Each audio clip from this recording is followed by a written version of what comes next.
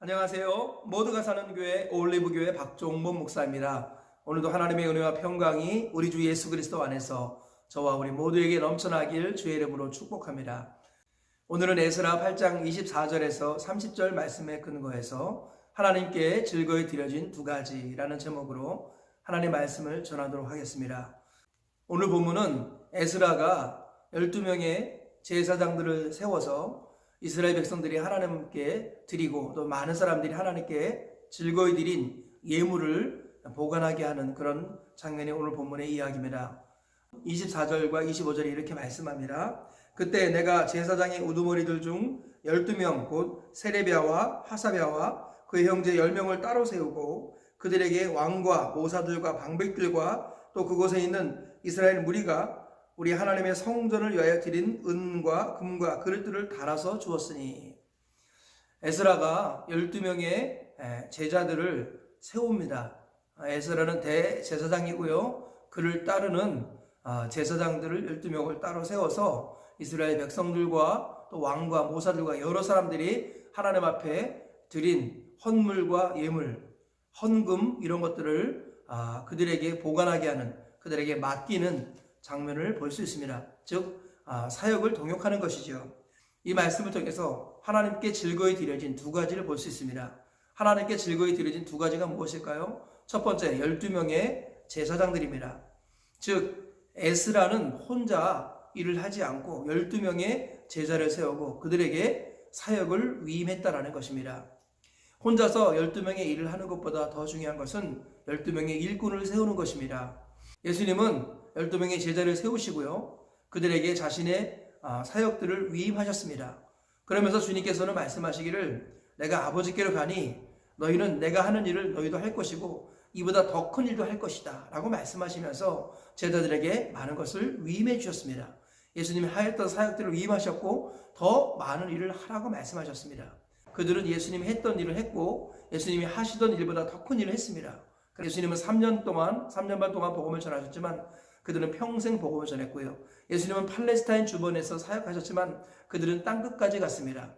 그리고 예수님은 당대에만 사역하셨지만 제자들은 3대까지 사역했다는 거죠. 그래서 예수님보다 더 큰 일들을 실제로 했었습니다. 그런데 이 모든 것들이 어디에서 왔습니까? 예수님께서 12명의 제자를 세웠기 때문이에요. 혼자서 12명의 일을 하는 것보다 훨씬 더 중요한 것은 12명의 제자를 세우는 것입니다. 진정한 제자는 무리에서 나오는 것이 아니라 소그룹에서 나오는 거예요. 그래서 예수님은 소그룹으로 항상 다니셨습니다. 때로는 너무 많은 무리가 왔을 때 그들을 돌려보내기까지 하셨습니다. 주님께서 원하시는 것은 무리를 양산하는 것이 아니라 제자를 세우는 것입니다. 그래서 주님께서는 땅끝까지 가서 모든 민족을 제자 삼고 그들에게 내가 너에게 분부한 모든 것을 가르쳐 지키게 하라 라고 말씀하셨습니다. 주님의 비전은 제자 삼는 세계 비전이었습니다.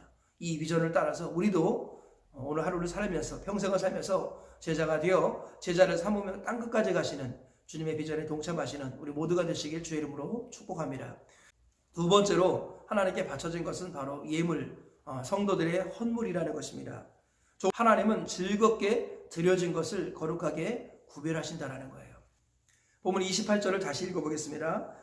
내가 그들에게 이르되 너희는 여호와께 거룩한 자요 이 그릇들도 거룩하고 그 은과 금은 너희 조상들이 하나님 여호와께 즐거이 드린 예물이니 너희는 삼가 지켜라 이렇게 말하죠. 그래서 이게 여기서 거룩하다라는 표현이 나오는데요. 제사장, 하나님께 즐거이 드려진 존재, 이 제사장이 거룩한 존재입니다.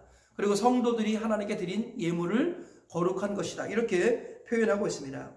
하나님 앞에 구별된 예물이 무엇인지 아십니까? 24절 하반절에 여호와께 즐거이 드린 예물 이런 표현이 있습니다.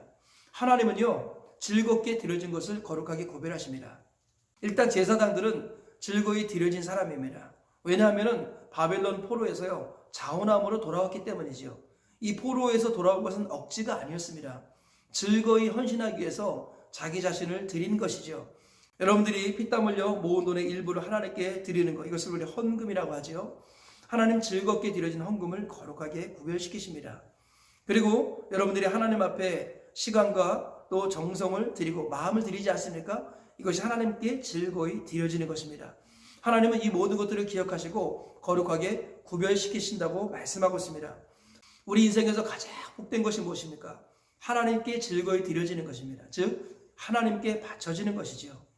성경을 보면 나실인이라고 있습니다. 나실인은 나면서부터 나실인이 있고요. 자기 자신을 즐거이 드려서 나실인이 되는 경우도 있습니다.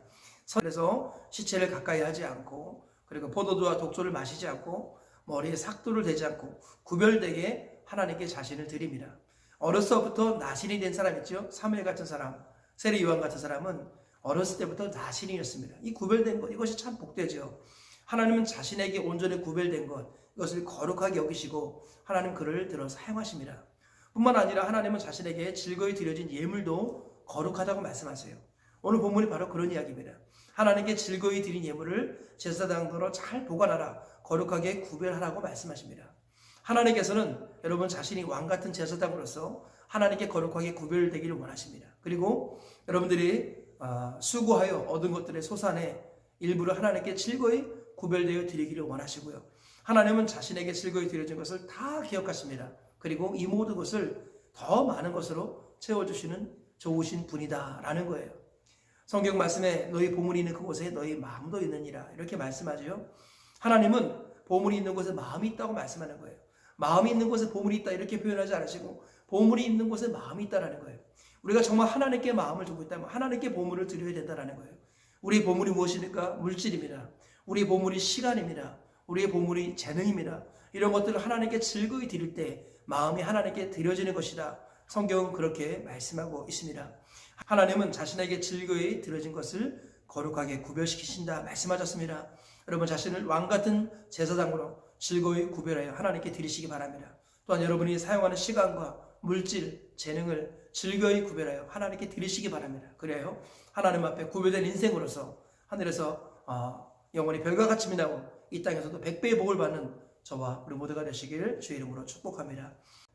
말씀의 결론을 맺겠습니다. 주님께서는 무리를 원하지 않으시고 제자를 원하십니다. 에스라는 혼자서 12명의 일을 하지 않고 12명의 일꾼을 세웠습니다. 주님의 뜻은 제자 되어 제자 삼는 것입니다. 이 일들을 감당하시길 축복합니다.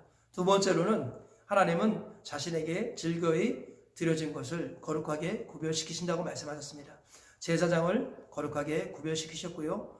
즐거이 드려진 헌금을 하나님은 구별하셨습니다. 그리고 영혼을 구원하여 주시고 그리고 이 땅에서도 복으로 갚아주신다라는 것을 기억하시고 이 두 가지 말씀 붙들고 제자 되어서 주님께 즐거이 드려지는 복된 인생 되시길 주의 이름으로 축복합니다.